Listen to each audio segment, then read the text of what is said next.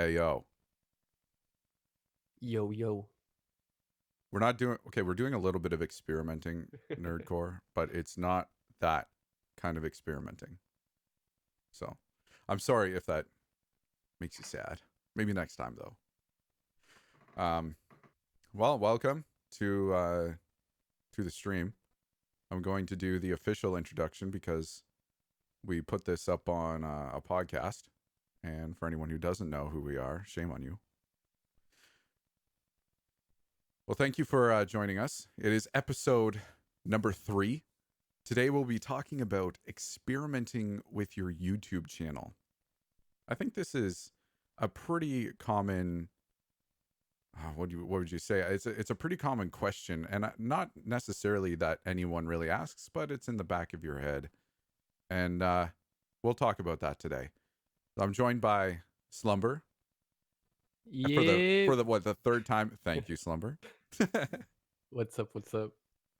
So we noticed when you're starting your YouTube channel, at least for me, I always thought if there was a time where you should almost stick to what you know and not really dive into anything else. For example, I had a propensity, if that's the word, a word, to stick with like the I have same no font. idea what that means.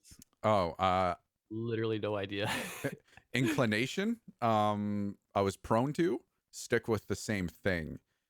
Oh, And I'm okay. I talking gotcha. I gotcha. specifically like about my thumbnails and when it comes to fonts.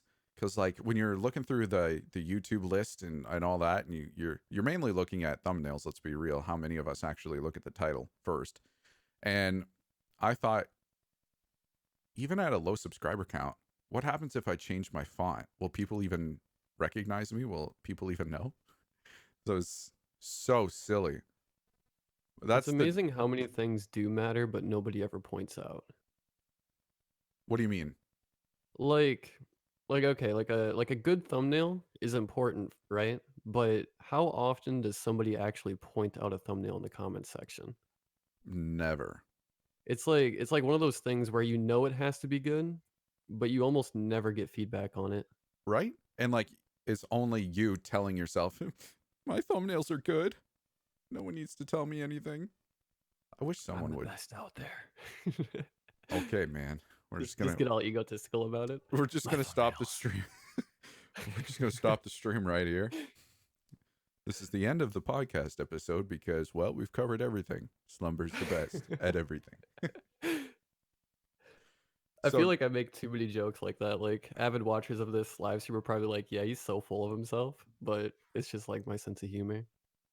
I think that they will get to know that soon enough. It, Hopefully, I think hopefully. it took me a while, I think, to get to know your sense of humor. But everyone's sense of humor on Twitter is like similar in terms of being sarcastic. Like you've got Swamp out there calling everyone every name under the sun, but he doesn't mean that, you know. Well, yeah, it's like if you do it enough, you can get away with it. You know, Yeah, it it's becomes like a like part of your brand, sort of your yeah, it's your like it's personality. like if Swamp calls you a poopy brain, you know he's kidding. But like if somebody else calls you a poopy brain, it's like, yo, they want beef, Yeah, you like know? I will fight you right now. Load up Street Fighter and let's go. Yeah, I that's a topic for a different day, coming around with personalities. But so today we'll be talking about experimenting, as I mentioned. And this looks like experimenting with your thumbnails, experimenting with your narration style, and even your editing style. And you know what? We'll go so far as to say uploading in series, uploading posts, your videos and whatnot. I I tend to experiment a lot with my thumbnails. And if you've noticed mine, um, I've changed fonts maybe like 6 times since I started, 7 times. And I try to keep it generally the same because I think that's how people get to know you on YouTube. They come across Yeah. your thumbnail, and if the font is the same, then they get to associate that with your channel. And I think more likely to not necessarily click on your video, but they'll be more apt to recognize you. And that's 'Cause I mean, where I I've kind of been using the started. same thumbnails for or like the same font for years, but it wasn't until recently, like I'm talking about the last week or two, that I've started to kind of like switch up the whole entire style of them, like trying out different colors and this, that, and another. And like it's really tough to tell if it makes a difference, It but I like is. to think it does, you know? I think it falls more so into like your brand rather than YouTube analytics or click through rates or anything like that.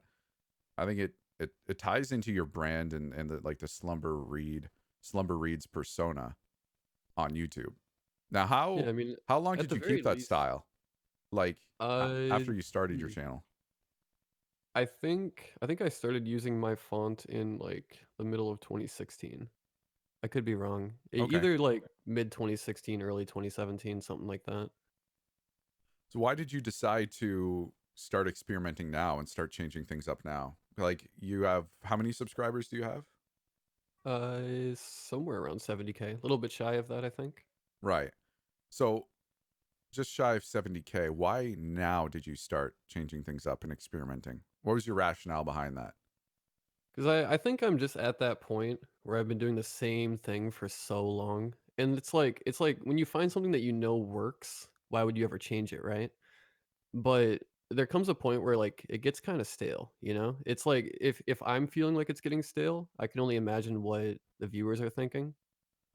So do you do it So more for yourself rather than maybe how it'll play with YouTube analytics or anything like that?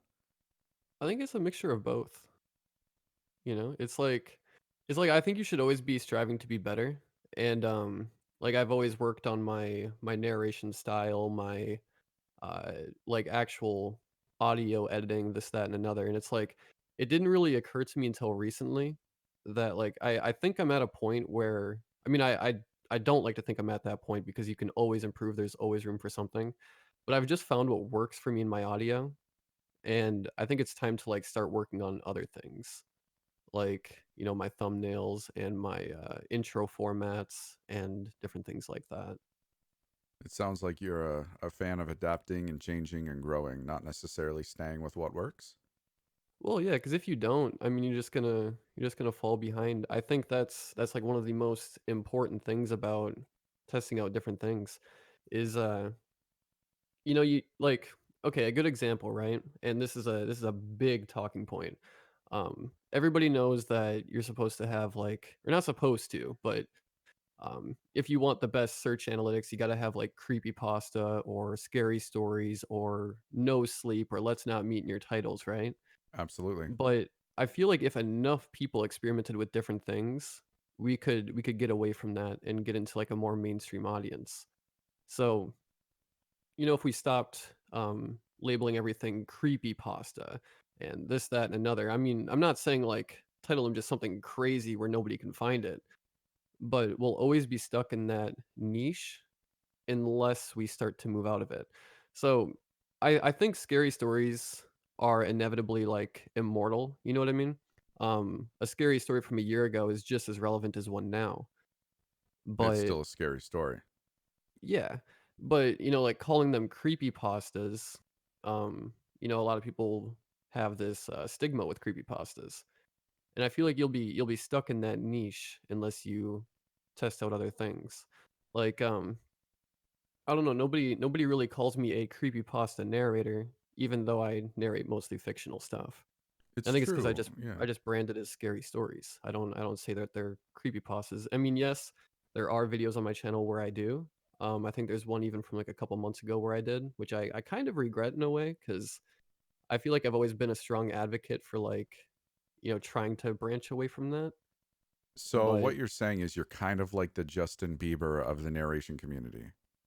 You, not at all. well, hear me out. Like you start out as this, this little guy singing his heart away, talking about love at the age of 6, and you grow up and you become a big boy. You've moved out of diapers and now you're wearing tidy whities. And you've got to break that stigma, right? You've got to Right, break right, out right. of that Nickelodeon Looney Tunes box that you've put yourself in. And now you got to start singing about like true love and cars and drugs, Yeah, to I think reestablish it's a yourself. lot about So you've just had to like move out of attaching like to the the creepy audience. pasta box and try and keep on bobbing and weaving, like he does with his porn star mustache and his hundreds of tattoos. You just got to keep bobbing and weaving the I feel like stereotypes. I feel like you pay a little bit too much attention to Justin Bieber. Oh You wanna talk baby, about it or? baby, baby, oh baby, baby, baby, no.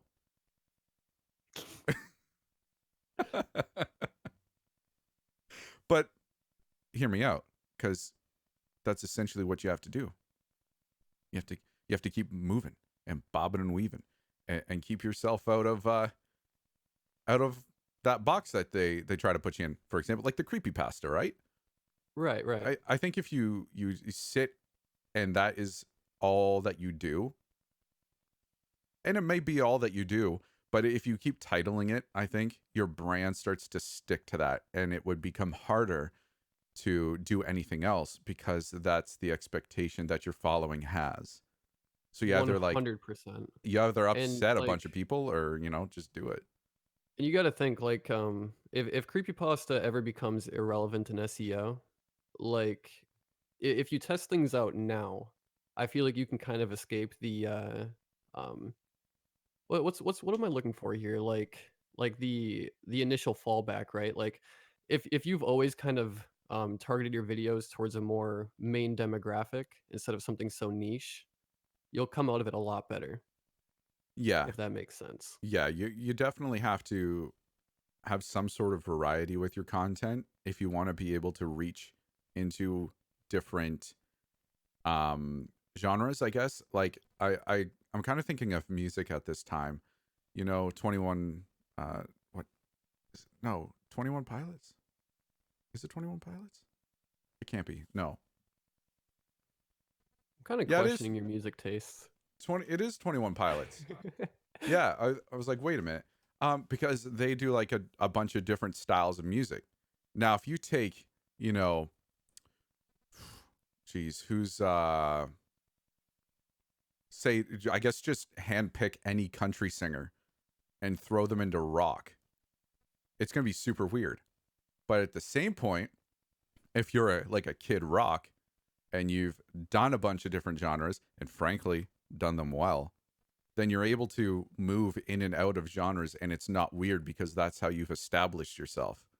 So I think if you're a narrator and you just stick to creepypastas and that's all you do, when you do something that's outside of that realm, it will like literally just shock your audience. It'll be like, wait, what the heck are you doing? This I was here because of X and now you're doing Y.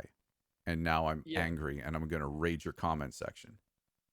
I think one thing I've always prided myself on is that I've never niched in like one genre of scary story. Like even video to video, right? Like just handpick almost any video on my channel. I might have one story in there that's about cryptids, one in there that's about ghosts, one in there that's about like a true stalker encounter, and then like the last one might be just the most off the wall fictional story you can think of, right? And I feel like that's probably one of the best decisions I made while growing my channel was just not being a like a paranormal channel, not being a true story channel, not being a creepypasta channel. Um, my channel is debatably majority no sleep, even though a lot of the stories that I tell are still subscriber submissions. It's just that they post it to no sleep first, and that's how they want to be credited. Which is fine. That's great. I love that that's a thing, but it's interesting because say your channel is just completely derived of nothing but ghost stories. Well, if YouTube ever decides like, oh, we're not going to push ghost stuff anymore, that's just too controversial for whatever reason. It's going to be really hard to come back from that. And of course, like if you're not worried about the numbers and you just really like telling ghost stories, hey, by all means, like I there's nothing wrong with that. I think that's you know pretty cool if anything, but uh, I don't know. I think being diverse is good because it keeps things fresh for the audience, but it also keeps things fresh for you.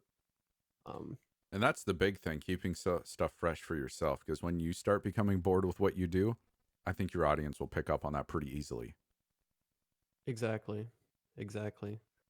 And like you said, You know, I think it comes down to how you not necessarily verbally communicate what you do, but I think it lies in almost your titling of your videos and your descriptions. What kind of keywords are you using? For example, are you using like creepypasta all the time? Are you using true scary stories, true stories all the time?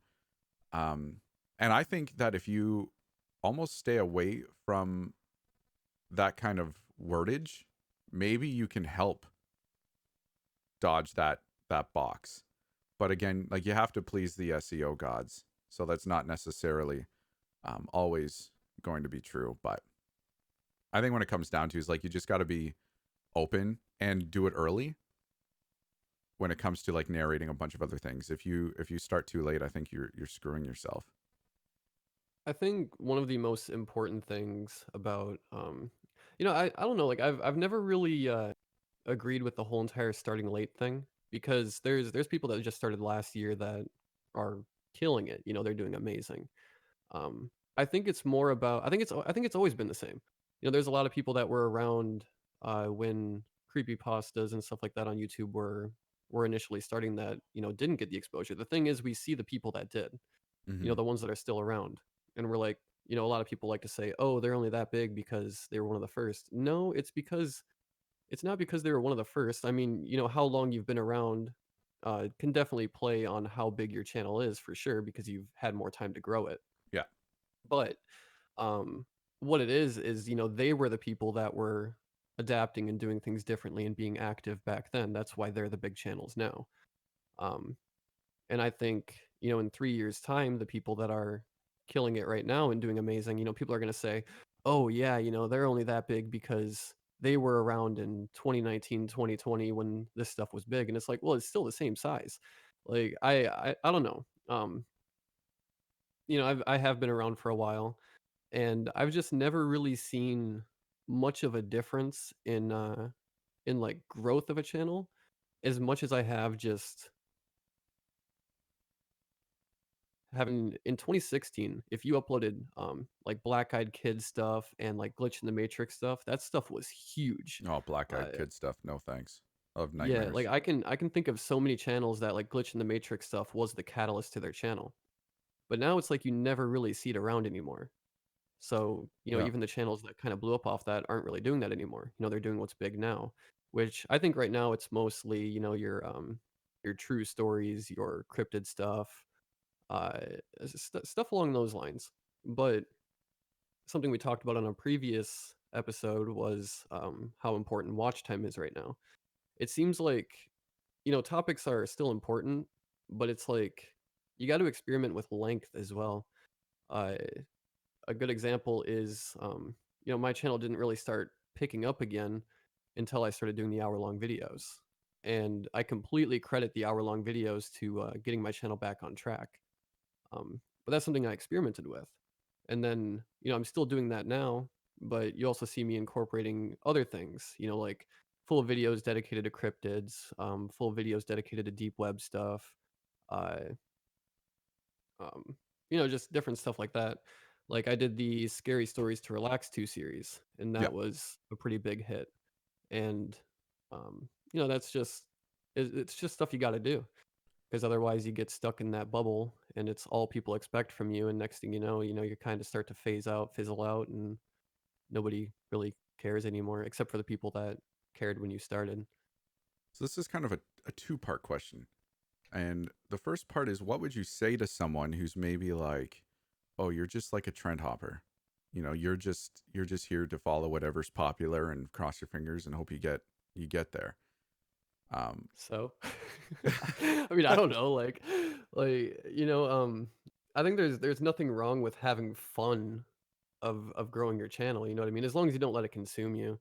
But my thing is, like, and just speaking for myself, I've always just been interested in scary stories, point blank, period. okay. You know what I Okay. mean? So the Like, second I have to get the second part out cuz I feel like I'm going to forget it. Um and honestly, I half forgot it right now, so this is going to come out really weird. But what if you've kind of pigeonholed yourself, so to speak? You know, you've done one thing for so long and this is what you're known for. What would you say to someone to help them maybe break out of that? Would you suggest it just like cold turkey? You just upload a video that you decided you wanted to do? Or would you maybe do it more gradually, kind of get input from your audience, kind of give people a warning so it's not like you're jumping into a freezing cold pool? I think having the element of surprise is kind of important. Like, I mean, if you're wanting to break out of a niche, like let's say you're really hooked on creepypastas, but you want to start doing true stories. Maybe just throw out a true story video and then have your next video be another creepypasta, fictional, however you'd like to phrase it or whatever, whatever you're doing currently.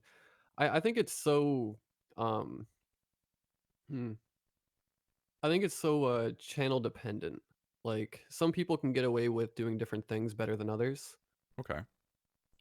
Like I So think you just got to know your audience. so almost just kind of do it and then just see what happens. Yeah, I mean, I think there's nothing wrong with just testing things, just having fun with it. Um, like one of the videos that I uploaded here recently, I didn't use scary stories, creepypasta, no sleep, nothing in the title. It was called 12 Steps: A Story of an Alcoholic.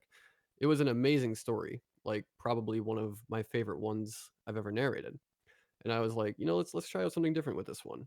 And I found out that, even though people still loved the story, it just didn't perform because, it didn't hit on keywords. Um, it didn't hit a general audience. It didn't even really hit my audience. You know what I mean? Right. But it's something that I know for the future now, and it's something that I can kind of, try again in the future, but with some minor changes and see what happens. In my eyes, I I don't think that there's a time where you can't experiment. As long as you've always run your channel like a, straight and narrow and you've done it for yourself and stuff like that and people know that, you're doing it cuz you enjoy it. I think at that point like people won't necessarily care if you switch Yeah, things up a bit. So, I don't necessarily think that you can be too big of a channel to do something different. But I do you almost think the bigger you get, the more freedom you have as well. Because a lot of a videos push, just to get super super algorithmic, if that's a word. Um, a lot of a video's push comes from the initial views that a video gets. Yeah. So if you're a big channel and you've got guaranteed no matter what you post a video, it gets 20,000 views. Um, your video, say it's something is super niche, right? Like nobody really does this. Well, if you start that trend, all of a sudden anybody that's interested in that is going to find that video because you're the first one doing it. You know what I mean? Yeah, And yeah, I see what you're saying. yeah, so it kind of broadens things out even further. But that's not to say you can't do the same thing as a small channel. But there's a lot of ways to stand out. I think like having a presence in your videos is really important. Like even if it's just something as simple as like tonight we have blah blah blah stories, you can send your stories here. Like what I do and what um various other narrators do as well. Mhm. I think that can be enough to just be able to stand out at least a little bit. And then of course live streaming can be pretty important. Different things like that. I think a lot of it is just securing a core audience and um trying to please the people that are already there, but also trying to please yourself as well. Oh, well, let's keep that for the after midnight podcast, okay? Pleasing Okay. yourself. Okay. Oh, Oh, oh, no, oh, that's oh. that's Sorry. Oh, that's not what I jeez. meant, but you know. Oh, dang. We're gonna have to PG this episode. Dang. I mean, hopefully No, what I'm saying makes sense. I don't know if I'm just like senselessly rambling or if there's some no, like like it's logic to true. my madness, I, but I I think when you get big like that, you have more people in a bunch of different genres, right? So no matter where you go, it's like this big Venn diagram. You've got a bunch of different options because you've got a bunch of different people in your audience with a bunch of different interests. So you could yep. very easily go and do something else. And like PewDiePie could start vlogging, and I'm sure he does. And his same people, I'm sure, who watch him for his gaming videos will probably watch that because they would Yep. have an interest. Now, someone else might not, and that's fine. But being PewDiePie himself, he has that ability because he almost has everyone in the entirety of. Uh, Actually, you know what? His viewer base is like all of Canada times like 2.5, maybe It's so 3. crazy to think about too. It That like is. that like one person can build that much of a following. Well, you think, what's he at right now? What's his subscriber count? I think something else that people shouldn't be focusing on as much as they do is like, you look at these giant channels that get hundreds of thousands of views. Yeah. It kind of undermines how many like just 200 views is, 100 views. Like you got to think you post something and a couple of hundred people are like, I want to watch this. And in the grand scale of YouTube, it makes it look like it's not that much, but it truly is. Like, there's bands out there that have been making music for years that don't fill out a 200-person stadium. You know what I Why do mean? you think that is? The bands or Are they not pleasing well, I mean, the bar they might have algorithm? Their they might have signs? Do you some think they amazing suck? music. I'm just, using it as a using it as an example. Well, I'm not back it throwing up, musicians bro. under the bus, I promise. I'm not. Yo, if we're gonna start our EP, man, we need to think about this, okay? We need to keep our content fresh so everyone will enjoy it. True, true, true. Now, Mixtape inbound. Corpse Wife, look out for it. No, we kind of talked about thumbnails and experimenting with them, and I think we covered that pretty well. You can go any which way. For myself, I tried different fonts, tried different themes. Not necessarily worried about sticking to one particular thing because, as we mentioned to earlier, if your brand is constantly, going through the motions and trying to find its path, I think you're going to be good as long as it makes sense.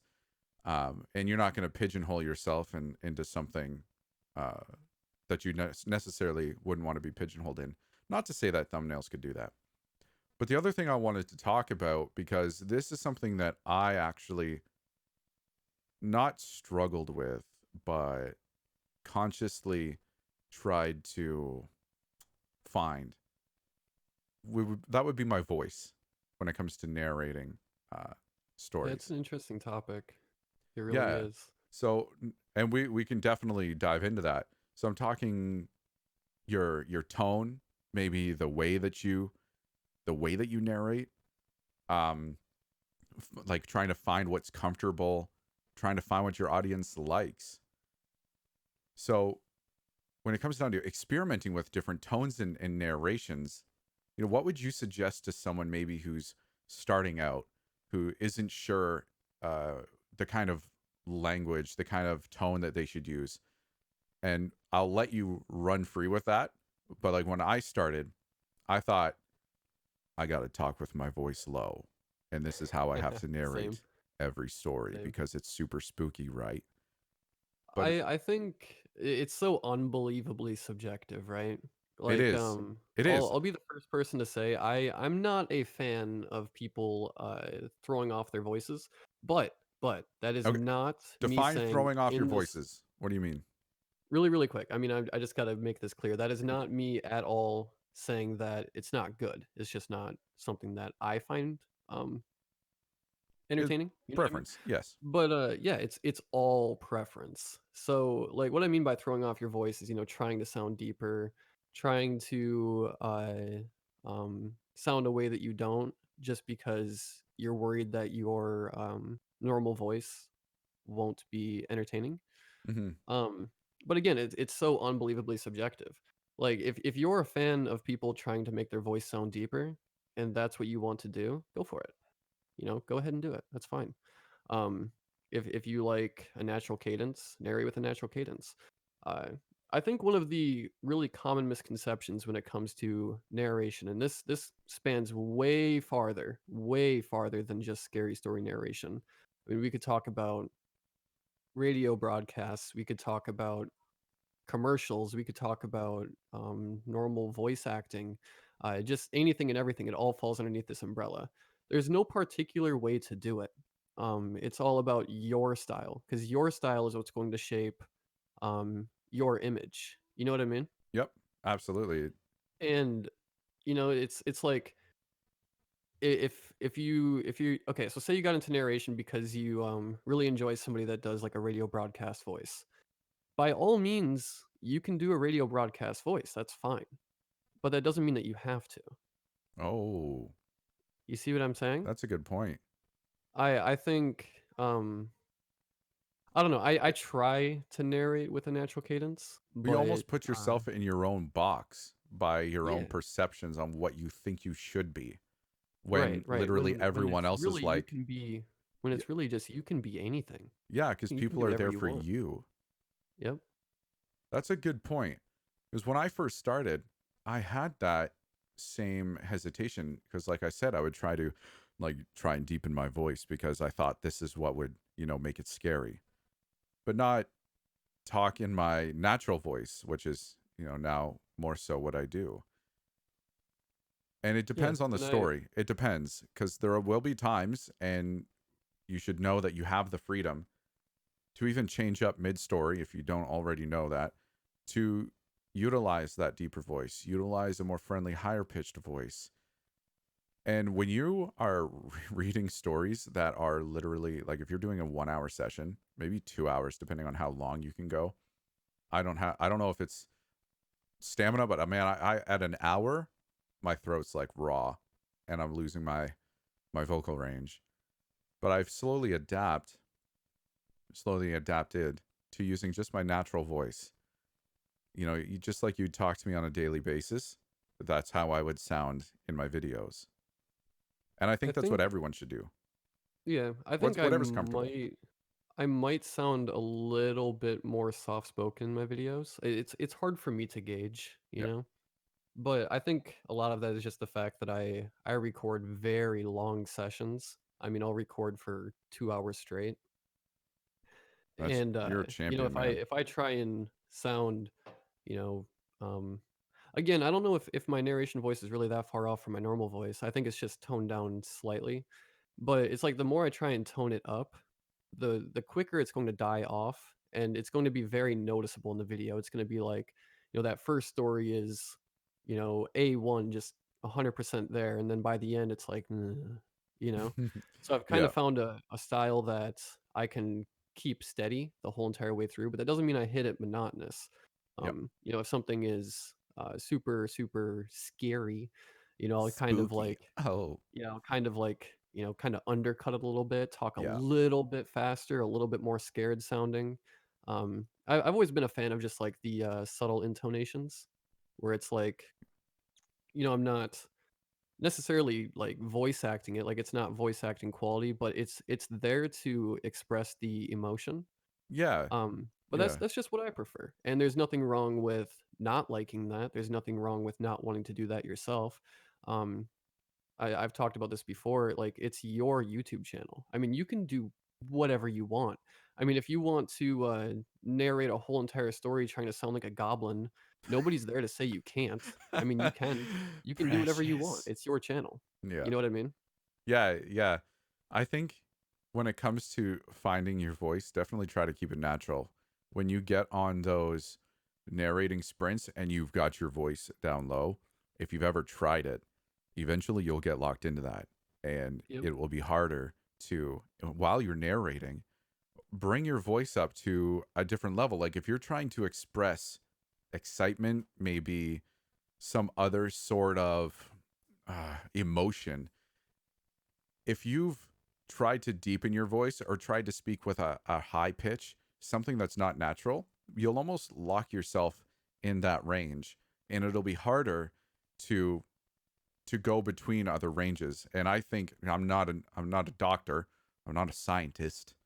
I think it's because you've strained your vocal cords, or you've used them in such a way that doesn't allow them to uh, relax and move freely.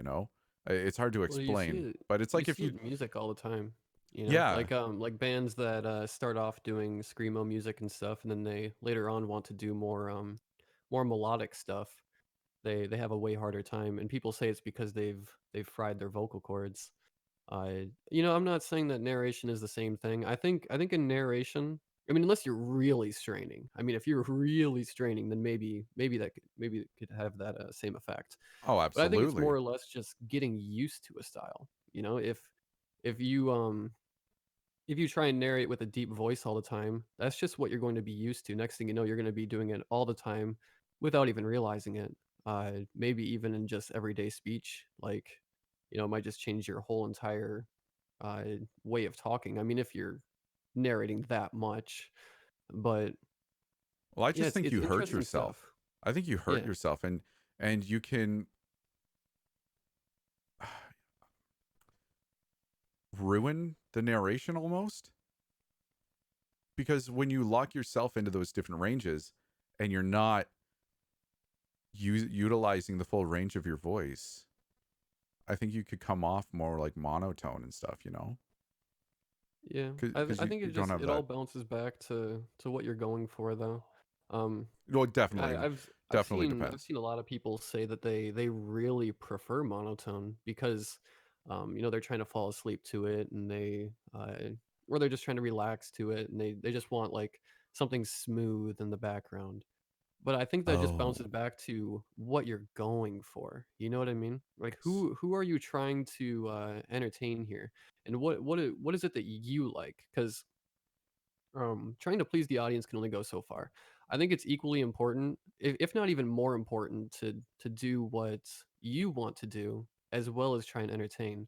But the thing is, doing more or less what you want to do will attract an audience that enjoys what you like to do as well. So if yeah. you start off doing a deeper voice and then later on decide to switch it up, there might be people that aren't with it because that's what they liked. That's what they subscribed to you for. Whereas if you were just doing it with the style that you've always enjoyed and the style that you've always wanted to go for, you would already have that audience. You And see what I'm saying? yeah, I think it comes down to, like you're saying, just how you conduct yourself. If you are, I don't want to sound cliche or, like I'm fresh out of high school with a, you know, cappuccino in my hand, but you Oh stay my true to you. god. Oh my No, yeah. gosh, did you see her boots? Well, Because if I people think, like, if people feel like you're coming across almost disingenuous, that will hurt you more than if you just narrated in whatever voice you decided to do. Or what am I even trying to say? But you know what? You go. I've lost my train of thought. all right. You just I just think a fill lot the of people space. they get into narration because they're really into creators like Mr. Nightmare, Corpse Husband, Mm, which they have phenomenal styles. They are yeah, where they are because they're great, right? But but people will hear that and be like, "Oh, so if I start up a scary story narration channel, I have to have a deep voice too." And I think that's where yeah. a lot of people screw themselves because it's like, who said that? like, I think it, why do you have to have a deep voice? You it don't almost depends need on, to. like, why are you doing this? Are you doing it to try and follow everyone else? Are you doing it to try and sound super spooky and super scary and make people have nightmares? Or are you doing it to grow your voice acting skills, grow your narrating skills? Yeah, And and like you said, again, I can't stress enough. There's nothing wrong with either or, oh, right? there's nothing ever wrong with either or. The point of it is to just do what is comfortable for you, do what is natural, and don't try to be or talk like something you're not. Because even if maybe someone else, other people don't figure it out, you'll only be able to hold that charade for so long.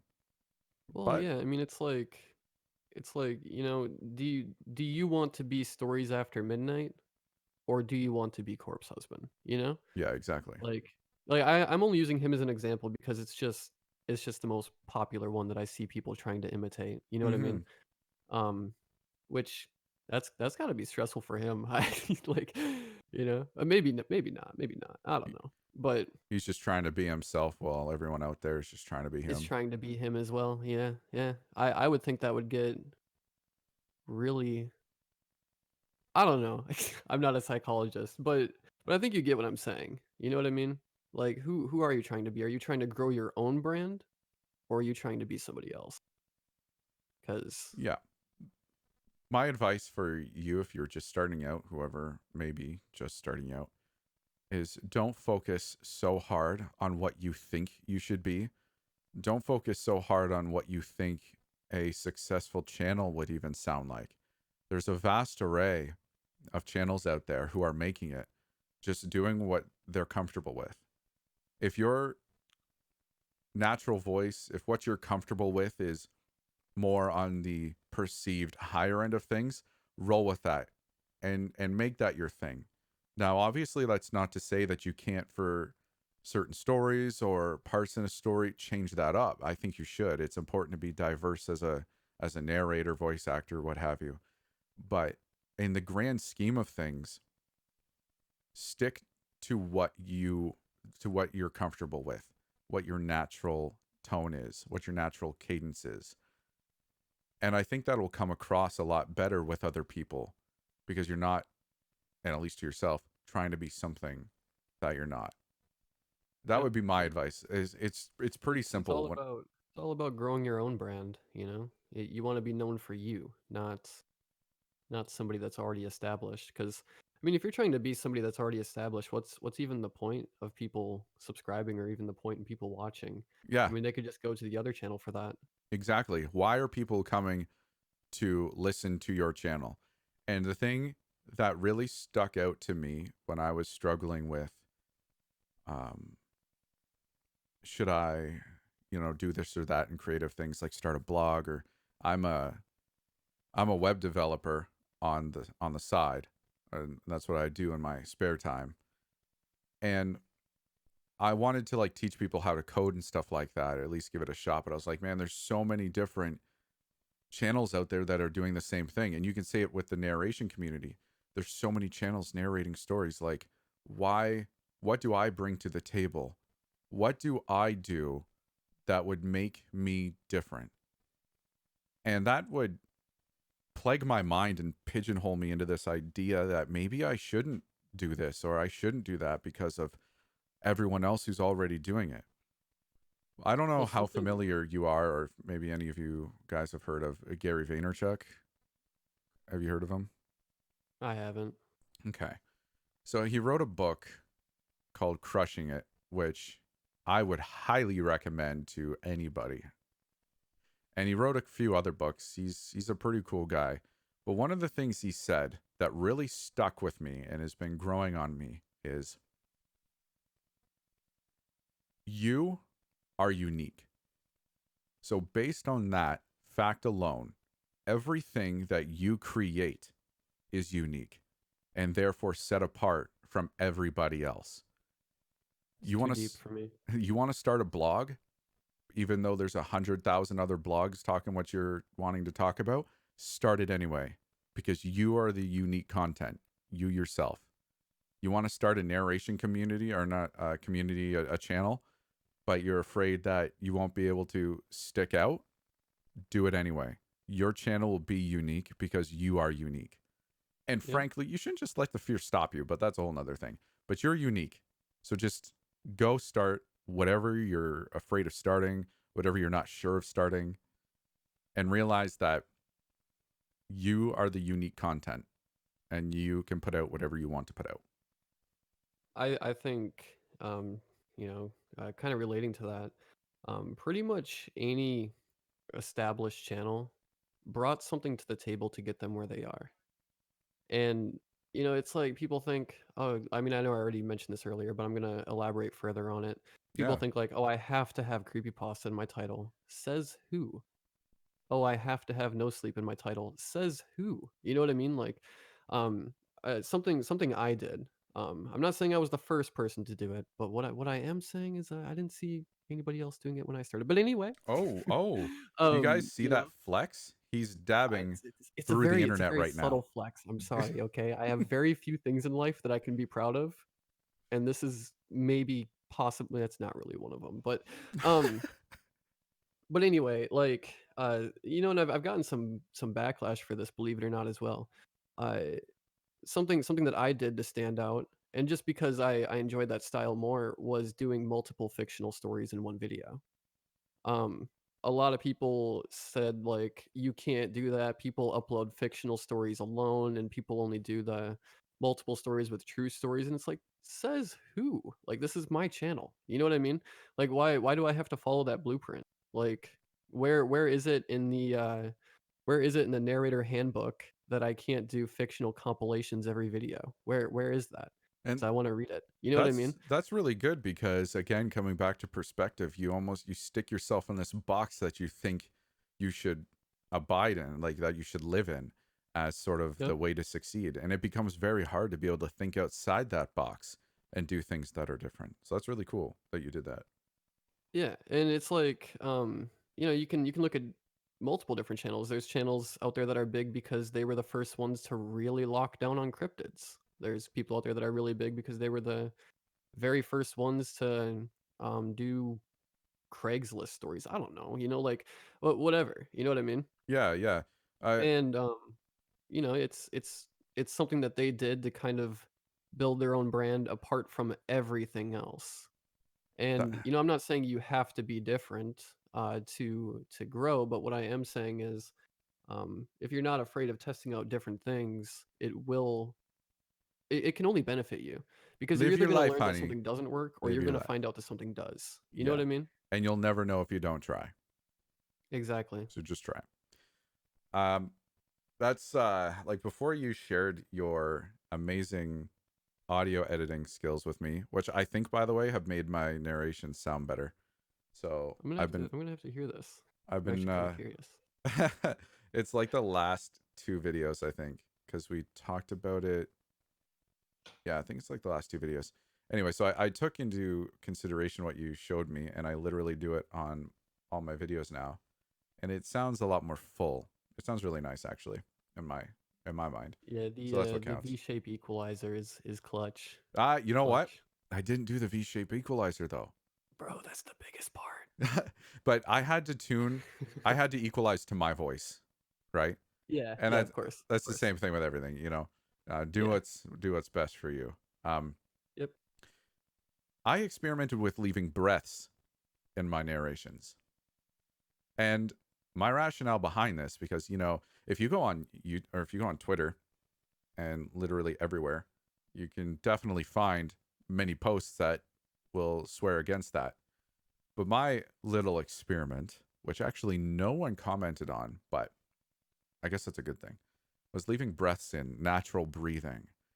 I noticed that when a lot of voice actors do their thing, breathing is a huge part of it. And Oh so yeah, it's building the tension. Like if it's right before a really really spooky sense, and you got that, it's like, oh, it's gonna be real. You know what I mean? Like, yeah, I yeah. think leaving your breaths in almost helps build or accentuates your cadence. If you're listening to a narration and it's just silence in between thoughts, I think it could work. Don't get me wrong. But I almost think if there's breathing in there, you can almost breathe with the narrator and kind of keep that cadence, keep the same beat as them. And Well, it's one of as those. long as they're not obnoxious, because if you are, recording on, your mic's wide open and the gain's cranked into oblivion and you're just breathing right into the mic, I think that's where the line's drawn. So if it's too obnoxious, tone it down, cut it out, do something. But if your breathing is natural sounding, I think that could almost play in your favor. But again, like everything that we've talked about in each episode so far, play to what you are comfortable with, what you enjoy, how you want your channel to be. So don't Yeah. take this as gospel. I think a lot of people see different things on Twitter, like you mentioned. And they're like, oh, so I have to do that. And you know what? There might be people that um watch this podcast and think that what we're saying is gospel as well, when it's not. Oh, not It's it by not. any You know means. what I mean? Like I it would be so hypocritical for me to say like, yeah, don't listen to this, that, and another on Twitter, but listen to me because don't don't listen to me. I mean, like, if you want to listen to different bits and pieces, go right ahead and do it, you know? Like, um, I think we've done a good job at just saying, like, do what works for you know what I mean? And we're kind of, throwing in what we do to incorporate how we've done what we want to do, and I wouldn't want it to come off any other way. Hopefully to give you I think we've ideas. done Yeah. I think we've done a good job at that. But it's like, people see things like, you need foam on your walls, otherwise you're gonna get all this reverb. And it's like, well, who's to say reverb is bad? Like, I mean, there's people out there that add reverb because they think it adds more to the story. And I Yep. think that's part of what makes their narration theirs. Yep. There's people that narrate 10 feet away from their microphone, which I'm not a fan of, but there's a lot of people out there that are. And it's what makes them them. It's like their trademark. It's something that they're known for. Yeah. Uh, Not trying to be someone else, but doing what they want to do. Essentially, it's not complicated. Starting a narration channel isn't complicated. You just start reading, stay true to yourself, and you'll come out somewhere. You won't know where. And I don't think that your early on subscribers will know where you end up. But as long as you're doing what feels natural and heading in the right direction, you'll be golden. It might just, it'll take time.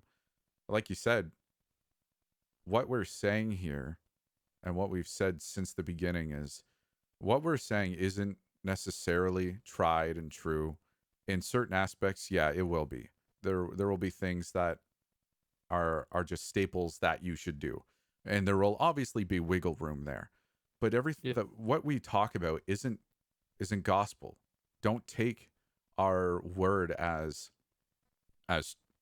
absolute truth and then try to mold your channel or whatever you're trying to do around what we're saying, because we don't know it all and we never will. Everything's always changing. Oh yeah. But I mean, dude, I'm still learning all the time. I mean, it's like earlier I was talking about how now I'm testing out slightly different thumbnail styles. Well, you would think, I've been around long enough, I would just know exactly what to do. And it's like, even if I do, times change. exactly, You know? if you want to see a lot of thumbnail changes, go look at my channel. I've I always change my thumbnails because literally it comes down to I get bored with this certain font, so I change it. And that's just how it is. I get bored with this certain style of thumbnail, so I change it.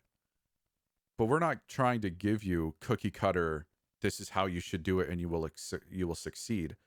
We're telling you what we've noticed in our collective years of doing YouTube and just, I guess, general sociological observations, telling you like what we do.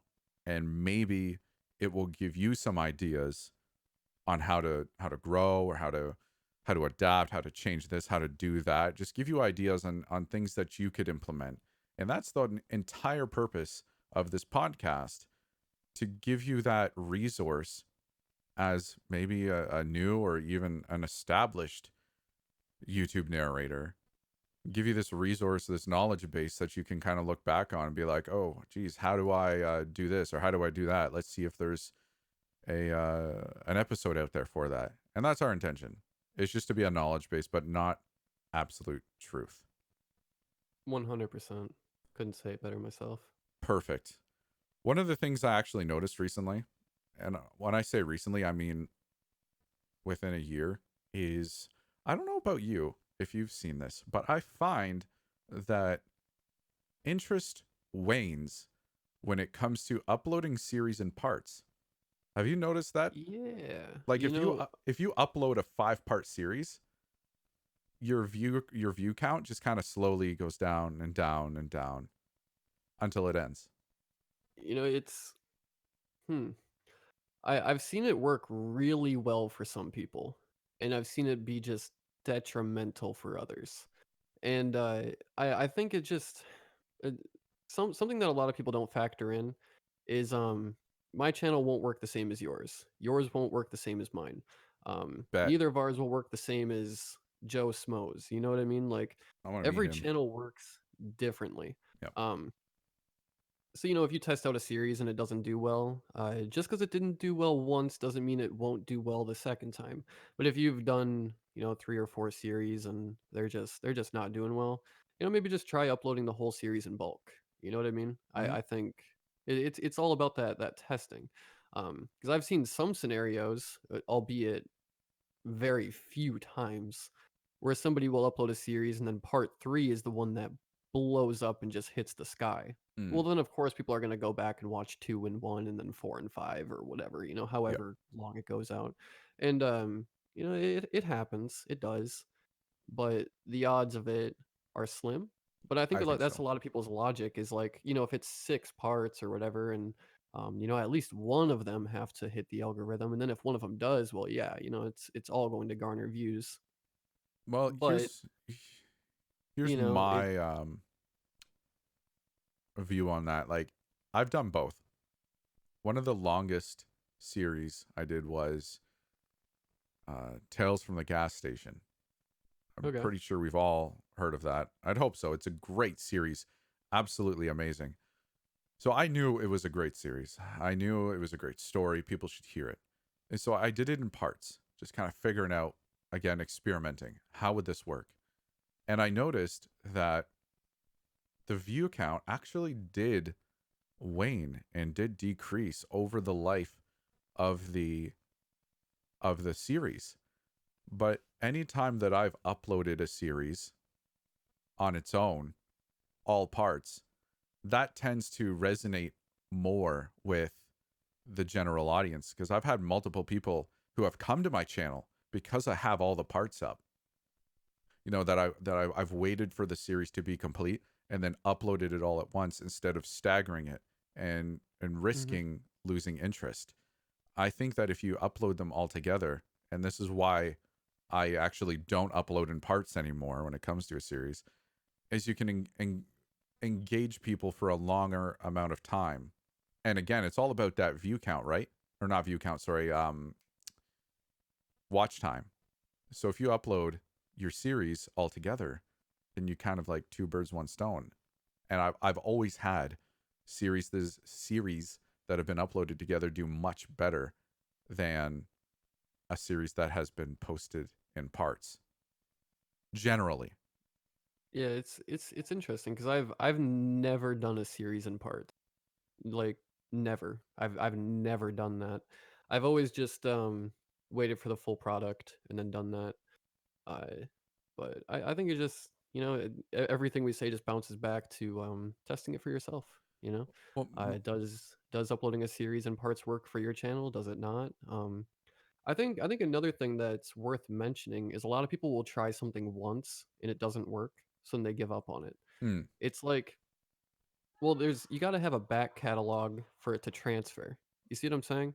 So just because like something didn't work the first time doesn't mean it won't work the second time. And just because it didn't work the first 3 times doesn't mean it won't work the fourth time. But yeah, then there comes in the part of what's the definition of insanity? You know what I yeah, mean?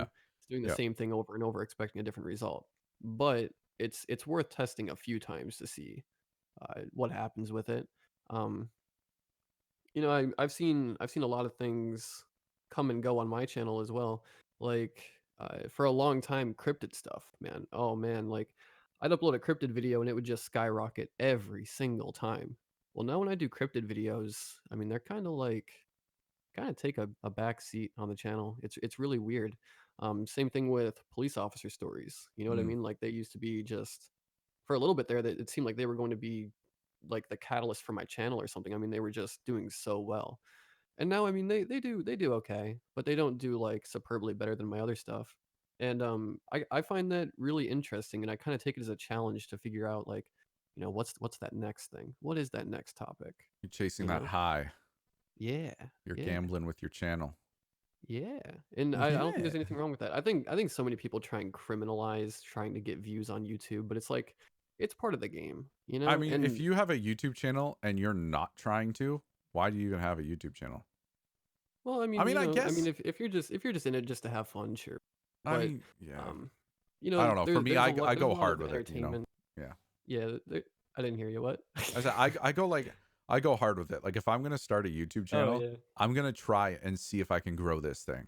I'm not just gonna like, not SEO the crap out of my titles or anything like that. Like not to like the clickbaity type, but like I am gonna give it a good old try. Yeah, yeah. And it's fun. It's fun trying to figure out what works and what doesn't, as long as you don't drive yourself insane doing it.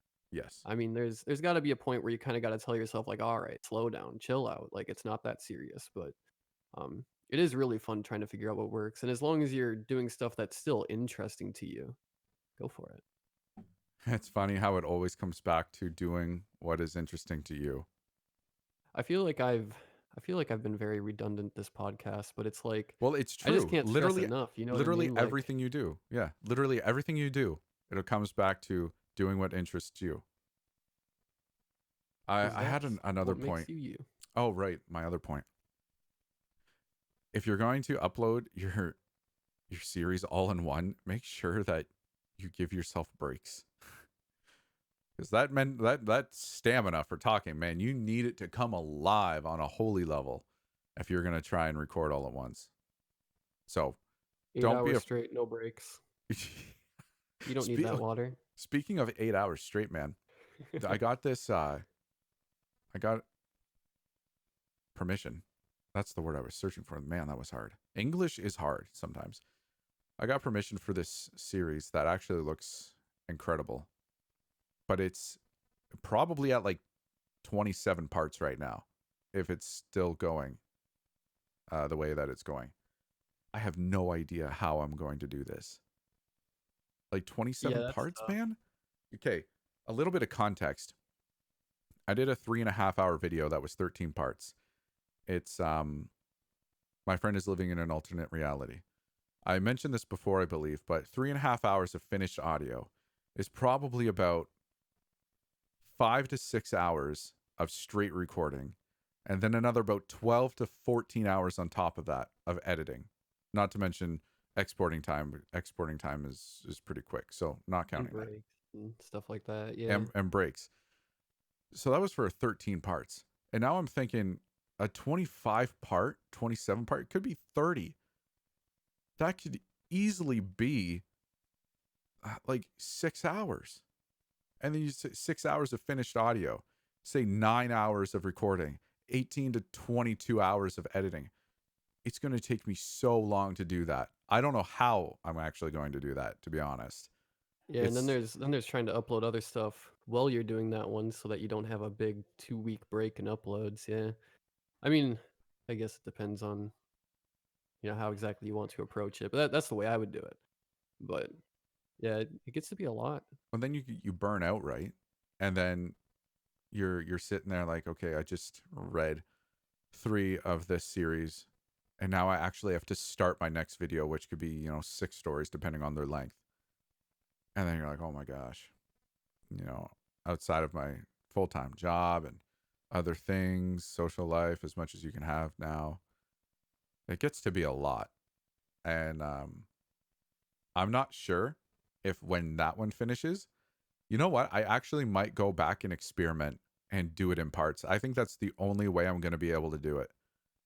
Otherwise, it's going to take me like months to record, along with recording I mean, you regular could always videos. do like a parts 1 through 4, parts 5 through 8. You know what I mean? That's true. I think that It's would be always a an option. lot easier to manage.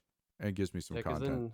then you don't got like 27 different uploads. Then you've only got like 6, 7, whatever. Yeah, and then when it's done, you could like throw them all together. And Yep, yep, there's yep. there's a big compilation video. Compilation. That's And pretty anybody who clickbaity. says you can't upload parts 1 through 4 all together, it's like, says who? Like, Says who? says Exactly. who? Where That's in what the we're narrator handbook? Show me.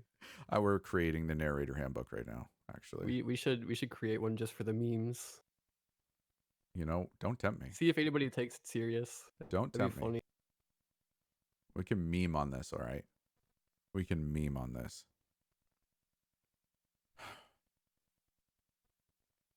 Is there anything you'd like to say? I think we've pretty much covered it all. I really can't think of much else. I mean, everything that I kind of had in mind to talk about, I think I already have. Yeah. Um, it just all boils down to what I've said probably 20 times so far. Just do what works for you. See what you like to do, you know? And don't be afraid to test things out no matter the size of your channel. I'm by no means a large channel, so I don't know everything. And even if I was a large channel, it doesn't mean I know everything. It's up to you to find out what works for you. And that's part of the journey, and that's what makes all of this a little bit more interesting in the long run. I never stop doing that. Never stop trying to find, what interests you or changing things up to see if you might be interested in something else. And that'll keep you fresh. That'll keep you interested. As soon as you start trying to stick to some strict guidelines, some strict schedule, whatever you think you should be doing, that's when you start to lose your passion. And when you start to lose your passion, it doesn't become enjoyable, and everyone else will pick up on that. So even though we've talked for the last like hour and 10 minutes about, I think, a pretty important topic that can span across a bunch of different other topics, is just do what interests you. Do what you like, what you're comfortable with, whether it's finding your voice, do what's natural, do what you like. Your thumbnails, don't be afraid to do them a certain way, then change it. And when it comes to, like I said, leaving breaths in, which is so taboo, give it a shot. The point is, you'll never know if something works if you don't try. And you should Something always I've found be doing that. interesting as well. There's people out there that even like mouth noises. Oh, There is an audience for it. well, hey, you know what? I'm going to get into that then. I'm just going to leave all my Just like mouth set up a noises second in. channel. The mouth noise narrator. The mouth noise 2 narrator. million subscribers. Could you imagine though? Best in the game. So that's the channel where you normalize to a high degree, and then you compress and you leave in all of the hum, all of the buzz, all of the sticky mouth. You go eat a bag of salt and vinegar chips, and without water, you narrate for an hour straight on a wide open mic. Yes. Doesn't that sound amazing? No. But I guarantee there's an audience. I mean, If it interests you, I don't even think that there's an audience. I know that there is. Because oh, dude. there's been a couple times where, I've had maybe a little bit more mouth noises in a recording than I wanted to. And it's like to the point where it's like I either record again, that full hour and a half or whatever, or I just post it. And it's like, well, like I'll make it manageable. And then there's people in there like, I really like the mouth noises in this one. It's like, okay, you're weird, but Well, all right. what's funny? I guess I prefer that than you pointing it out in a negative light, I guess, I don't know. Well, it's But interesting because mouth noises are always there. Whether we're talking in person, over the phone, in an audio situation like this, mouth noises are always there. And if you are specifically listening for that, you will always find it. And yeah, well, you're always gonna hear what you want. you're always going to Um, hear what you want. And especially when you're listening to yourself all the time and you're listening for that kind of thing, you will find it. But if you're just having a general conversation with someone, your brain filters that out and you just hear their words. And if you're listening to like a podcast or a story or an interview or something like that, whatever the case may be, try and listen for those mouth noises. Really listen for how they end their sentences, how they sound in between them and stuff like that, how they begin them, because some people smack their lips when they start. But listen for those specific things and you will find them. yep. Well, it's like the thing that I complained about on the last podcast. It's like if you try like anybody, if you try and listen for a lisp in their voice, all of a sudden they have one. Oh, of course. You know what I mean? Because you're really listening for that S sound, and it's like, oh man, do they have a lisp or is it just my mind playing tricks? But it's probably just your mind playing tricks. Yeah, that's But it. there's so many things in narration that if you really listen for it, it can ring true. Like there's a lot of people that they'll do two sentences one way and then two sentences another way, and like they don't realize that they're doing it, but they are. And if you really listen for it, you'll pick up on it, and then all of a sudden it's gonna drive you insane. Now, what do you mean two You'll sentences never one way and two sentences the other way? like in a cadence, right? Like Oh, yes. I I don't know, like he walked around the corner and then he did this. And then Mm. they did this, but then they did that? It's like it's something you would never ever notice Oh, but until yeah. you really listen for it. Now it's like, "Oh man, now it's ruined. And then you go But back to other videos and it's like they've always done this. How have I never noticed? then it I comes probably down shouldn't to, you about that know, because, persp- you know, preference, right? Because that would be a technique. When you're talking about like somebody went and did X, and then he went across the street. You noticed he was being followed, and then you could very well like leave a pause in there, and then quickly jump into something else that's going to be like a lot more fast paced. He was being chased down yeah. the street, blah blah blah blah blah. So saying that, like changing up your cadence and like that can definitely be a tool. But if you're sitting here and you're talking like this, and then you change it up in the middle of this sentence and you bring it back down, that's a bit weird. Yeah, But but again, but it's something you would never notice unless you listen for. I mean, unless it's like really distinct. yes, yeah, you will be the only person that knows is what it comes down to, unless it's Yep. obviously like you said, really distinct. But most people won't pick up on that because they're listening for what you are essentially a pro at, and if that's what you do, that's what you do.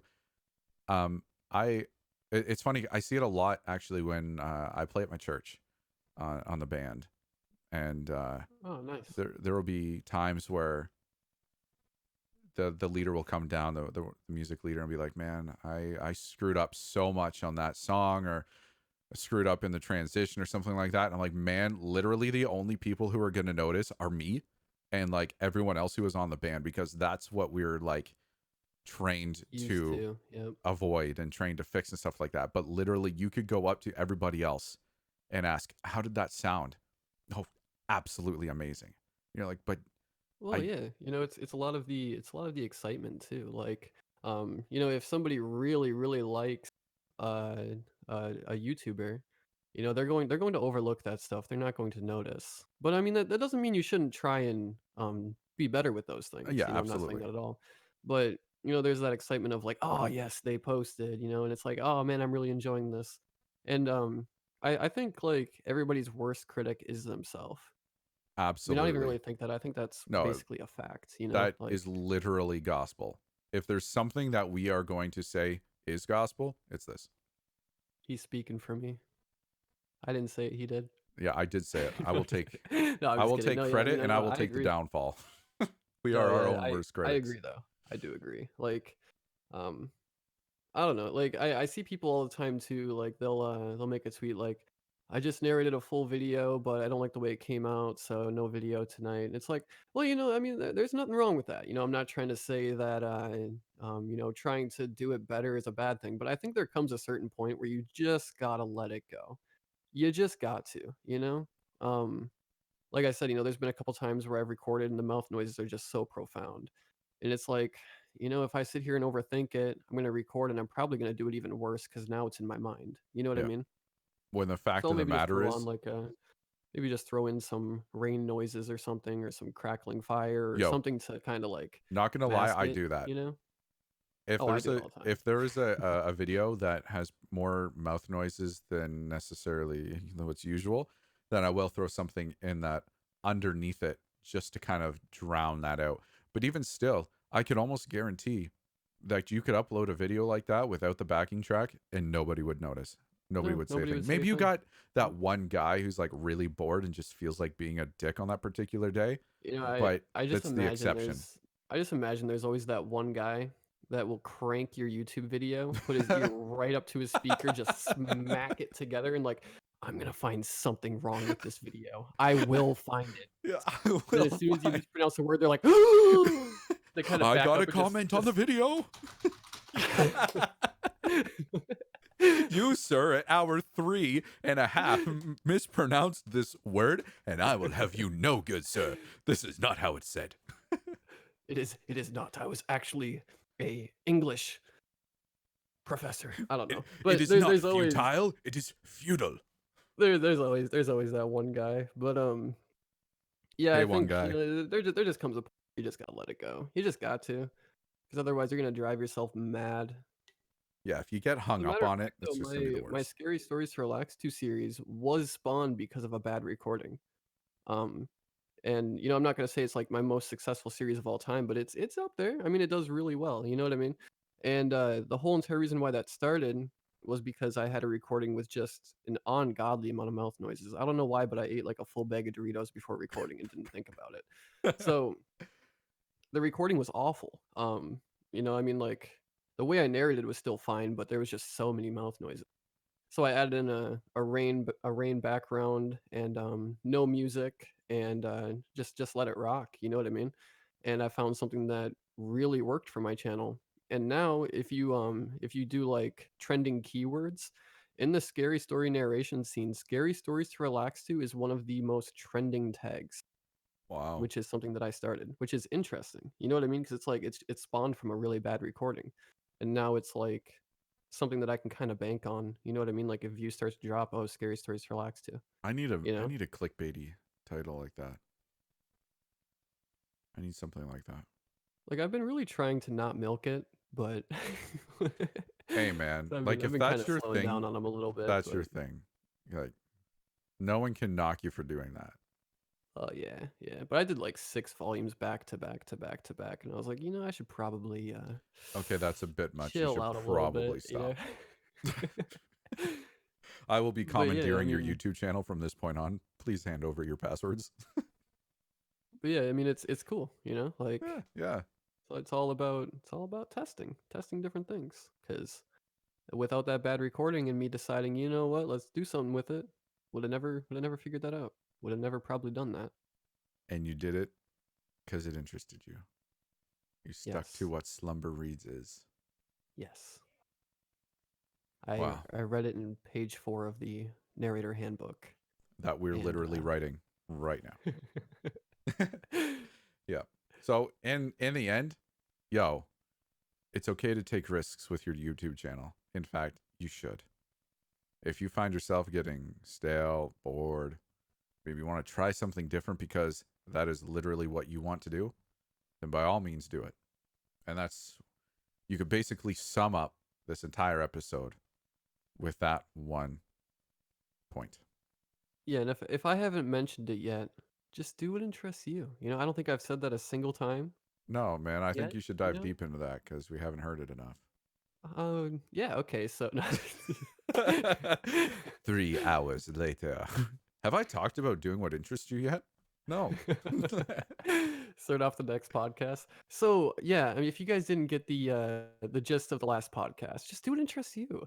You know what? Let's just do a quick recap.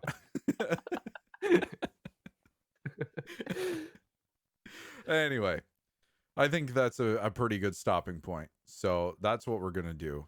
Thank you for listening to this podcast. Thank you for joining us on YouTube. If you want to follow us, and I guess we could start posting more shenanigan like stuff, but mainly you can find our Twitter, dark_sessions, and we throw out reminders of when we're streaming and the topic of what we're talking about. So if you want to interact with us outside of YouTube, that's where you can find us. And on Apple Podcasts, Google Podcasts, and Spotify, you can find the cut, edited, version of this. It'll just be the beginning and the ends chopped off, so you're not missing much. Anyway, thank you for listening. We'll see you next Friday, 9 p.m. for another live stream, episode 4. Not sure what we're talking about yet, but we will see you there. Thank you for listening. Thank you for joining.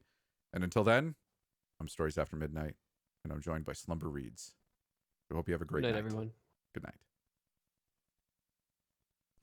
And that's that. So this is the part of the show where we kind of go a little bit off script. Yeah, I just really don't think I mentioned that people should do what they want enough times. So, now's the time to really elaborate on that. And Buckle up, kids. We're about to go 2 more hours. I I think we noticed. actually did get a lot of really interesting questions during this, though. I know. I have to go through the chat here. So if you have any questions that you want to ask us or any comments, please do so. We don't normally ever, or will we ever, that I can say right now, address chat during the episode, just because we take this stream and we cut off the beginning introduction, not the beginning introductions, but like the beginning of the stream where it's just, silence and dead noise and stuff. And then this part where we like talk to chat. And then that sort of cut meat and potatoes part of this stream goes up on the podcast.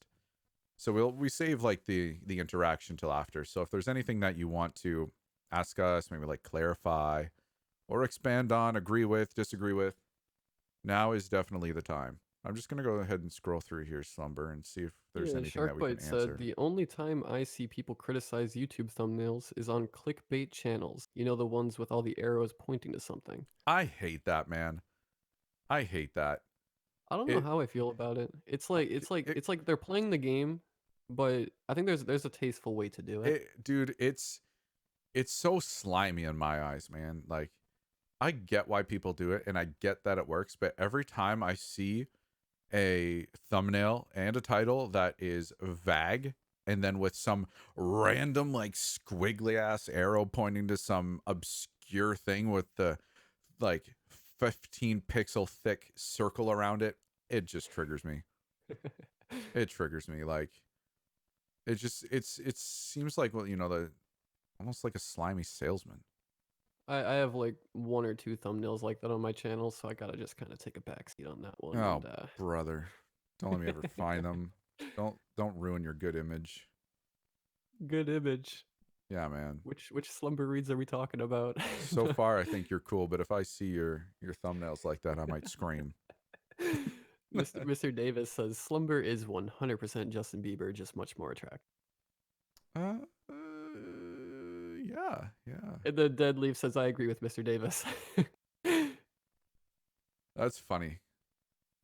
Slumber is 100% Justin Bieber. Well, yeah, because you're dipsy doodling through the genres.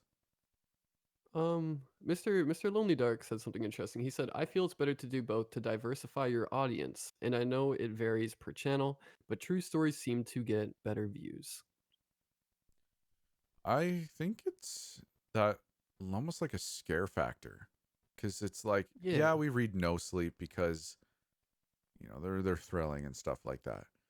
But when you listen to an actual true story that is actually creepy, you're like, my gosh, that can actually happen.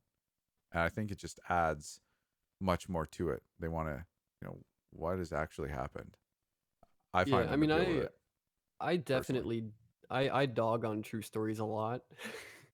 But I will also be like one of the first to say like when you find a good true story, like one that's really good, I mean they're pretty hard to top. Oh, it's Um true. It's like we all watch those horror movies, right? And yeah, sure, they're good. But at least to me, well, some of them are good. At least to me, I enjoy horror stories, horror movies, horror shows more when it's based on true accounts. Like if someone's actually retelling an account of a haunting or possession or something like that, um, that's where it freaks me out the most because it's like, okay, I can go watch The Conjuring. Was The Conjuring based on a true story though? I think so. But let's be Okay, honest though, man. Like based on can mean so many things, it you know? can, but I think when it comes to based on it, the essence of the story is intact, but not necessarily the way that things happened, but the essence is still there. And that's kind of what freaks me out and what attracts me. For example, there's this series on Netflix called Haunted, I believe it is. And that's like probably the best series that I have watched when it comes to hauntings and stuff like that. Other than Creepy Canada, which is like an older show, but I loved it because they I have haven't like seen some either of them. Creepy Canada was actually incredibly creepy, at least to me. And it was just basically, as the name suggests, these paranormal accounts that happened in Canada. But a haunted, I believe it's called, is you literally have a person sitting in a chair recounting their story of what happened. But it's alongside some pretty fantastic, like AAA special effects. Not the cheap tricks with the camera shakes and fast moving blurry images and stuff like that, but literal like modeled demons and stuff like that. Like it's phenomenal. So if you're into that kind of thing, I would highly I might have to suggest check it that. out. Yeah, I would highly suggest it. Now, I get scared a lot actually, and that show did scare me. but for some reason, it's like the true stuff doesn't scare me as much, but the fake stuff, boy howdy. I'll have a pillow in front of my face, cocked to one side, covering one eye. It'll be the middle of the night, and I'll have like 16 friends over. But those kinds of things, they're really interesting because it's stuff that can happen. And as you and I have talked about, like off air, I believe, I've had those kinds of experiences. So when I listen to, I don't even know if we talked about that. Anyway, um, when I listen to people's paranormal stories, whether it be like on the paranormal subreddit or in these true recounts, I'm like, dang, like that's pretty creepy because Dude, I've been there. it can be like I don't know, like there is an appeal to true stories. There really is.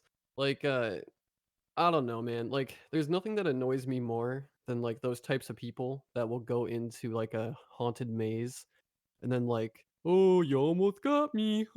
High five." Like make a It's like joke out why of it. it's like why'd you even come? You know what I mean? Like it's fun to be scared. You know what I mean? And like in the right context anyway. It's a very blanket statement, but Yeah, um, like I think true stories can have that shock factor that unfortunately fictional stories just can't. But I think it's just all about enjoying it in a different way.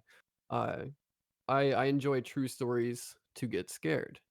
I enjoy fictional stories. There are ones that are scary. There absolutely are. But 9 times out of 10, it's more about just listening to the story and enjoying it. You know what I mean?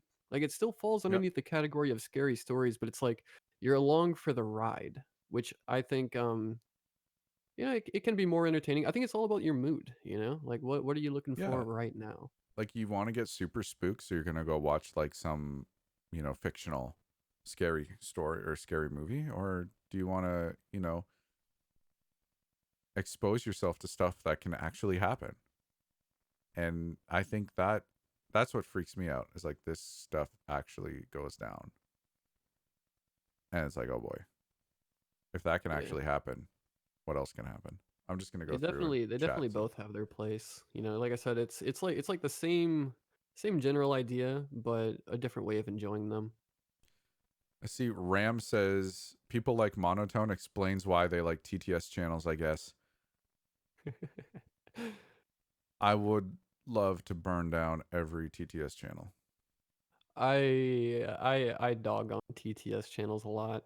I don't know, man. I've had the opportunity to talk to a couple of them, Oh and man. like I'm one of those people. I try so hard to not sit here and be judgmental of what other people are doing with their channels. Uh, I really do. You know what I mean? yeah. But something about TTS channels just it gets under my skin in a way that like nothing else really does. Because it's like I don't It's know. Like I've lazy, spent man. yeah, It's it's like I've lazy. spent years developing my style. You know what I mean? Like I've really like I guess like I haven't ever really taken much notice to me developing my style, but in the background it's kind of developed into what it is. You know what I mean? And you see a TTS channel and it's like they're just skipping over all of that. Like they're not even trying, you No. know? And it's like they're not even using their voice, and like I said, I've had the opportunity to talk to a couple of them, and it's usually the same excuse. One of the ones that sticks out the most that I'll just use as an example, and it's not the best one I could use. It's the one I'm going to use though, is that English isn't their first language. Mm. But it's like I think that that can almost be a good thing. You know what I mean? Like you can use narration uh to really get a good grasp on English.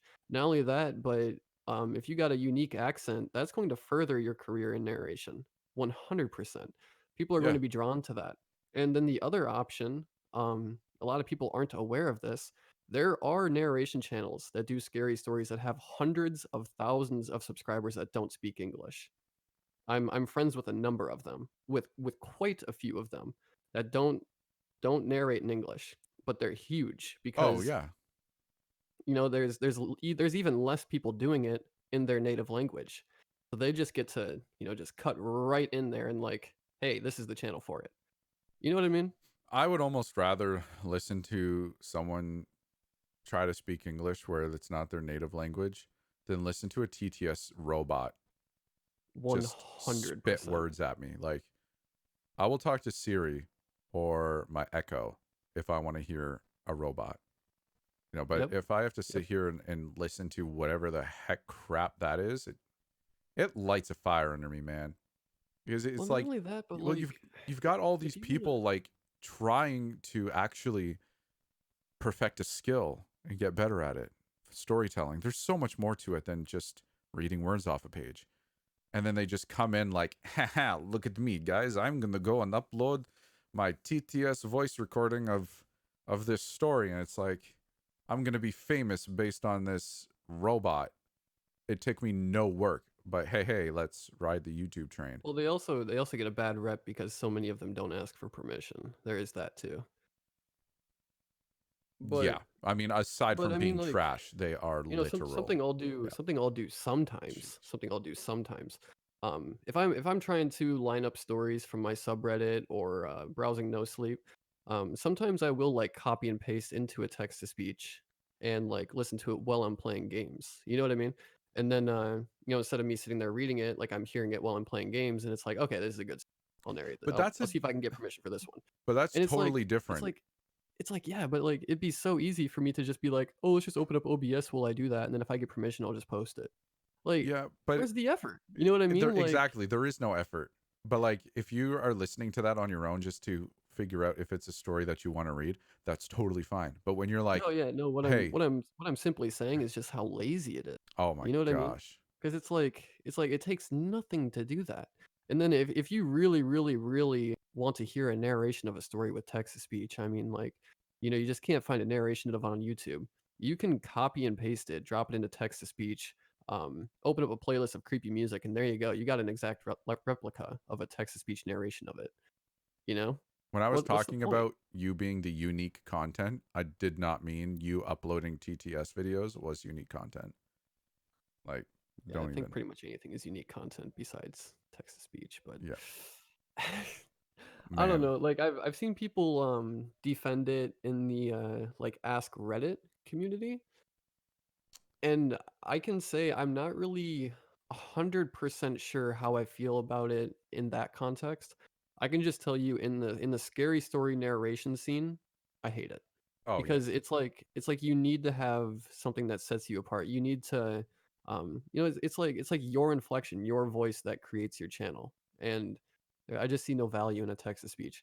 But if it's in the context of like Ask Reddit, um yeah, they take the time to find the good posts. They put it all together. A lot of them have really good transitions.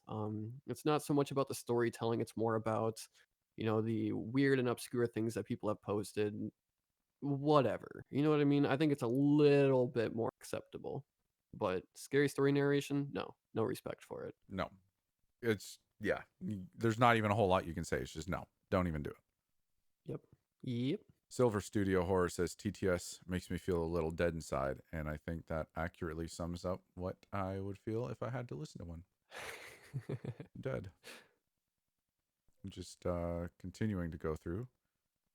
Find a good question or a good statement, and then we just tangent. I like it.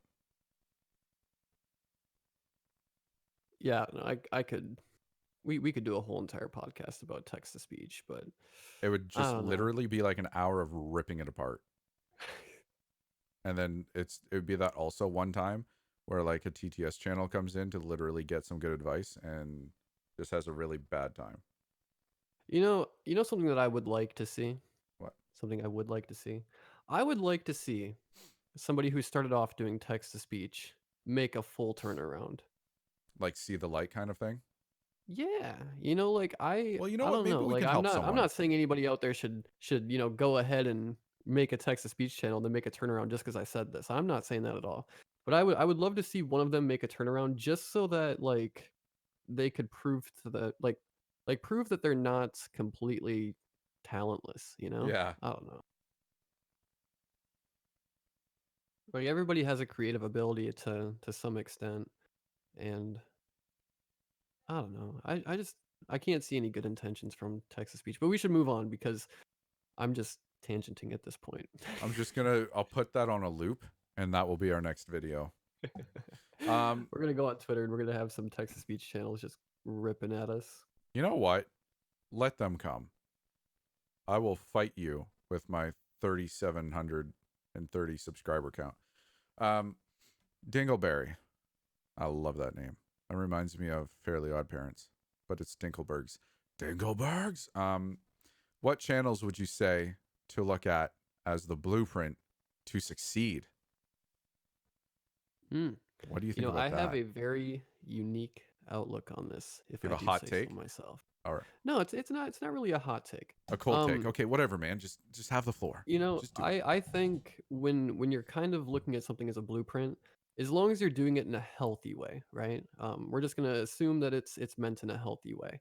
Uh, I think looking at the really large channels isn't the best route because they might have gotten to where they are off of a different type of algorithm. And that's not to mean that they're not still doing well now.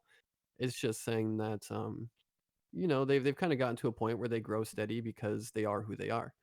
Uh you look at really small channels and they're kind of in the same boat as you. I think looking at the channels in that middle range, figuring out what they're doing is the best route because they're the ones that are on the come up. They're the ones that have figured out what's going on right now. You know what I mean? Okay, And they're the okay. ones kind of sailing upwards. Um, and if you wanted me to put like an actual sub count on that or whatever, I would say anywhere from like the 90K to 150K range that's steadily growing right now would be the people to look at. My opinion. Yeah, My opinion. that's I no, don't know. that's good. That's good because you get the people who are, they're not entirely established, but they're not entirely new. They're still, Yep. they're currently navigating to try to get to that point. Yep. Yep. I would say there's no blueprint. There's only very vague guidelines that may or may not work for you. So I don't think you can really look at a channel and be like, well, this is what I should do and I will succeed because I Oh just yeah, don't no. think that That's why exists. that's why I try to make it clear like a healthy way. Yeah. You know what I mean? Now, Like how you often are they uploading type of thing and like, stuff like that. yeah, But you can pick apart certain aspects like how they title their videos, how their thumbnails are, how they actually narrate, and other different small things like that. But that still doesn't guarantee you that success because that may not work for you. It may please the YouTube algorithm to a degree, but like we were saying before, that doesn't necessarily mean it's gospel. That doesn't necessarily mean that it will work the same. Miss Mad Hat said something that I full heartedly agree with. And I actually was going to try and kind of sway into just to kind of make sure that what I said was said accurately. She said, I somewhat agree with the big channels already have an audience, but to stay big and maintain good views, they do have to adapt. And that's so true. It is very, very, very true. Um, I think a lot of big channels do get to a point where they can kind of not worry about the algorithm as much. They're just at a point where like people just enjoy them. Um, but that's not always the case. It's not always the case. Some people do have to adapt to stay relevant and to stay kind of stay with that same like reputation that they have. You're like totally on the ball, Yeah. and I was planning on kind of getting into that, but you worded it a lot more gracefully than I probably would have. I no, I can agree with that. Absolutely. I think the way that I don't know about you, but the way I was trying to come across with it is instead of trying to work sort of YouTube to its fullest and try to find the things that really tick, they can more or less, well, to a more degree, they can rely on their subscribers, kind of giving them their views and stuff like that.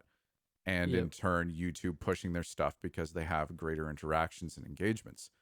Whereas the people who are not established, they have to actually do to a greater degree. Now, I'm by no means big, like literally just over like 3,700 subscribers. I have no dog in this fight. But from pure speculation, I think that those YouTube channels in like the 90,000 to 150,000, I believe is what you said, give or take a few thousand. They have to roll with YouTube and do what pleases it. What's in right now? Yep. Exactly, which is how every channel before them who are new is going to have to do it. So Yep. when it comes to looking at a sort of like a rough blueprint, yeah, definitely look at those. But then maybe when you get to a bit more of an established point, you can ease back and maybe look at those that are at the same viewer count or higher. But again, it's not gospel. It's just, some sort of general vaguish guidelines that might be able to get you to the next 1,000. Yeah. Well, I think really any point that can be made always has exceptions. You know, as long as you can Always. use your best judgment to kind of figure out what works and what doesn't. And again, I just can't reiterate enough. Like that's one of the funnest parts, in my opinion, about doing YouTube. Once you step away from how much I love narrating, how much I love reading scary stories, this, that, and another. I do find a lot of joy in just figuring out what's in the algorithm. Like I said, man, so many people try and criminalize that, but I think it's fun, man. It's like trying to crack the impossible code, you know? Hmm. And it's fun. I don't know, like just enjoy it. Have fun with Because it. And if something doesn't work, that's okay. Try you've something got else. a goal that you're pushing towards, right? And that's, I Exactly. think, happens in every facet of life. If you have a goal that you're going for, you'll be more apt to do whatever you're doing and make the necessary changes to reach that goal. And the journey becomes so euphoric when you finally, like, say you upload a video and it does tremendously better than every other video that you've uploaded, and you at that point tried something new, like you took a risk, you experimented, and it paid off. That feeling is beyond words. And then Well, it's you're like, okay, like well, what else? Like, okay, that worked. What can I try to do next time? yeah, I mean it's like why do you think video games have gamer score? Why do you think Call of Duties have prestige mode except for the newest one because I don't know what they're doing. It's because it's fun to have something to go for. You know what I mean? Mm. Like you can complete a game, but did you figure it all out? Did you get all of the achievements, you know? Did you? Like you can go back and go for them. And that's why stuff like that exists. It's because it keeps things from being stale. And And that's why I really love programming, because programming is always changing. So if you're trying to learn something new or you're trying to implement something new, there's always going to be new and better ways to do something. There's going to be new and better ways to like secure your application, to writing certain aspects of your code, to learning different languages that will maybe optimize your website and stuff like that. So it's always changing. You can always learn something new, and the journey from learning to code, or learning to do this, that, or the other thing, to taking it one next step further and improving upon that, and that point becomes like this milestone that gives you this sense of accomplishment, this sense of achievement. And when you have these goals to learn something and you go through these objects and you go through all these like trials and tribulations, for lack of better words, um, that's what makes it like easier to get where you're trying to go, is having that goal. Enjoy the journey as well. just having fun with it, you know? Just have fun with Um it. it's all about, I don't know if I've said it yet. I don't know, but I'm Can gonna you say it again. say it one more time for the All people in the about back? it's all about doing what you want to do. There we And go. don't let anybody guilt you, you know? Unless you're a Texas speech channel. Then you should feel a lot of guilt and shame. Yeah, I mean, I don't know. It's like as long as you're doing things right, you're just having fun with it, and there's nothing wrong with trying to figure out what's in right now, what's working. Trying to use blueprints. As long as you're not like a direct ripoff, I think blueprints are okay. Hmm. I think everything is built off of a blueprint to some extent. Somebody had to be the first narrator on YouTube to kind of start bringing in people to listen to narrations on YouTube. Doesn't mean everybody else is ripping them off. It just means there's a lot of people interested in it. There's a lot of people that want to do that. There's a lot of people that enjoy listening to it. Exactly. And You know, that's the fun in it. And that's, what can make you strive to be the best you that you can be. And there's going to be mistakes along the way. There's going to be times where you test something out and it doesn't work, but it's those times where you do something right and the time that you test something out and it does well. And those times where you're just really happy with the product that you put out, even if it doesn't get views, that makes it all worth it. I don't think I could have said that better myself.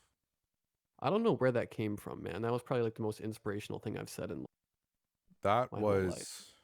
was philosophical. If there's ever a church of slumber reads, this is where it starts. Well, I think with that said, Slumber, I'm about all talked out. Like I feel like I just recorded for a couple hours and now I need to take a little breather, you know? Yeah, So if yeah. you've got I actually nothing got a else to video going say, up in like 10 minutes and it's gonna be oh, pretty lit.